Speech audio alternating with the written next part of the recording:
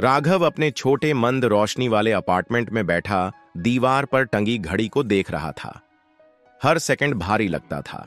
उसकी जिंदगी के कभी चमकीले रंग अब फीके पड़ चुके थे और उनकी जगह एक सुस्त स्याही ने ले ली थी। उसकी पत्नी सुनीता, जो उसकी जिंदगी का उजाला थी, अब एक दूर के तारे की तरह लगने लगी थी, अप्राप्य और ठंडी। 5 साल पहले राघव और सुनीता की शादी वाराणसी में बड़े धूमधाम से हुई थी। सुनीता अपनी चमकदार मुस्कान और जोशीले स्वभाव से सबका दिल जीत लेती थी। राघव, जो एक सरकारी स्कूल में अध्यापक था, उसकी बड़ी बड़ी ख्वाहिशों और सपनों से मोहित हो गया था। शादी के बाद वे दिल्ली चले गए, जहां सुनीता ने एक मल्टीनेशनल कंपनी में नौकरी शुरू की। वह कॉरपोरेट दुनिया में खूब तरक्की कर रही थी, सफलता की सीढ़ियां चढ़ती जा रही थीं। राघव को उस पर गर्व था, लेकिन धीरे धीरे उसने बदलाव महसूस किया। उसकी हंसी कम हो गई थी और बातचीत औपचारिक हो गई थी। समय के साथ सुनीता का काम बढ़ने लगा और उसके साथ साथ घर से उसकी गैर मौजूदगी भी। राघव अक्सर अकेले खाना खाता। उसकी थाली तो भरी होती, लेकिन उसका दिल खाली। उसने समझने की कोशिश की, यह सोचकर कि यह सब अस्थायी है, लेकिन दिन हफ्तों में और हफ्ते महीनों में बदल गए। उनके बीच की दूरी केवल शारीरिक ही नहीं, बल्कि भावनात्मक भी हो गई। एक शाम राघव ने सुनीता के जन्मदिन के लिए सरप्राइज प्लान किया। उसने उनके लिविंग रूम को फेरी लाइट्स से सजाया, सुनीता की पसंदीदा डिश बनाई और महीनों की बचत से एक सोने का ब्रेसलेट खरीदा।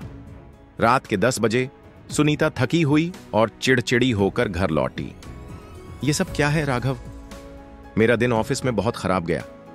तुम मुझसे पूछ तो सकते थे पहले, उसने झुंझलाते हुए कहा। राघव का दिल टूट गया। जिन आंखों में उसने प्यार और अपनापन देखने की उम्मीद की थी, वहां झल्लाहट थी। उसने माफी मांगी और चुपचाप सब कुछ समेट दिया। उस रात जब सुनीता सो रही थी, राघव खिड़की के पास बैठा शहर की रोशनी को देख रहा था, यह सोचते हुए कि उसने कहां गलती की। आने वाले महीनों में हालात और खराब हो गए।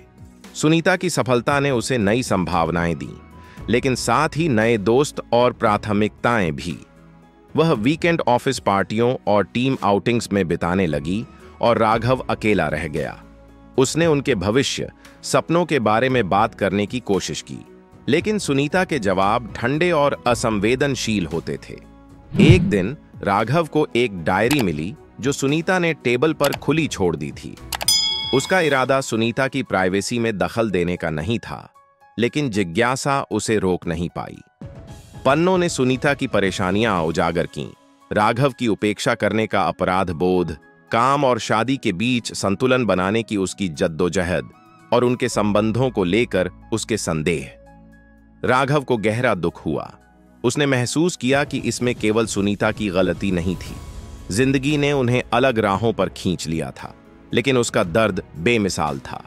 वह उस सुनीता को याद करने लगा जो कभी उसकी मूर्खतापूर्ण बातों पर हंसती थी, जो उसके साथ लंबी सैर पर चलती थी और जो उनके बच्चों के बारे में सपने देखती थी। एक शाम जब राघव घर लौटा तो उसने खाने की टेबल पर एक नोट पाया। राघव, मुझे तुम्हें दिए गए दर्द के लिए खेद है। मैंने तुम्हारे साथ ही खुद के साथ भी अन्याय किया है। मुझे यह समझने के लिए समय चाहिए कि मैं जिंदगी में क्या चाहती हूं। कृपया मेरा इंतजार मत करना। तुम उस व्यक्ति के हकदार हो जो तुम्हें तुम्हारे जैसे प्यार और महत्व दे सके। सुनीता। उसके शब्द राघव के दिल को चीर गए। सुनीता उसे छोड़कर जा चुकी थी। कई हफ्तों तक राघव दुख के साए में जीता रहा। उसने दोस्तों से दूरी बना ली, परिवार के फोन अनदेखा किए और खुद को काम में डुबो लिया। उनके अपार्टमेंट की खालीपन उसके दिल के खालीपन का प्रतिबिंब बन गया। लेकिन जिंदगी हमेशा की तरह आगे बढ़ गई। धीरे धीरे राघव ने खुद को संभालना शुरू किया। उसने योगा क्लासेस ज्वाइन की, जहां उसे ध्यान में शांति मिली। उसने पुराने दोस्तों से मुलाकात शुरू की और पेंटिंग करना शुरू किया, एक शौक जो उसने सालों पहले छोड़ दिया था।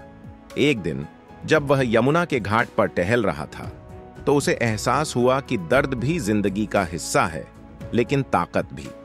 सुनीता के जाने ने उसे तोड़ा था, लेकिन उसने उसे खुद को फिर से खोजने का मौका भी दिया। राघव अब भी सुनीता से प्यार करता था, लेकिन उसने उसे जाने दिया, कड़वाहट से नहीं, बल्कि उनकी जर्नी का सम्मान करते हुए। उसका दर्द उसकी ताकत बन गया, जिसने उसे एक ऐसा इंसान बना दिया जो जिंदगी की अनिश्चितताओं को गरिमा के साथ गले लगा सके।